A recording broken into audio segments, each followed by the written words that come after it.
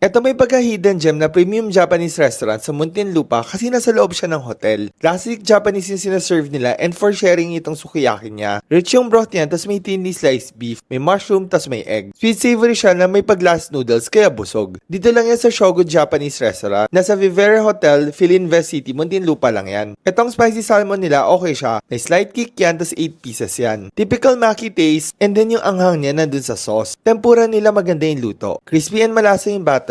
Then fresh yung hipon niya. May mushroom at veggies din yan nakasama. Etong kaisen, mix yan ng mga sashimi tas may Japanese rice sa baba. May salmon, tuna, ebi, tamago, uni, squid, at siya iba pa. Yung gyoza naman nila 5 pieces yan. Maganda yung pagka-sear siya, tas nandun yung crunch. And then ang juicy talaga ng loob niyan, tas nasa mo yung chives. Katsudon okay din yan. Malambot yung pork niya and good katsudon taste. May slight crunch yung breading niya, and then nasa sweet side yung timpla niya. And then may pa free miso soup pa siya. Meron palang complimentary cold barley tea dito, and then meron din sila nung hot tea na roasted rice, depende sa trip mo. Suggest ko mag-message na lang kayo or tumawag na kayo for reservation para sure na may upuan kayo.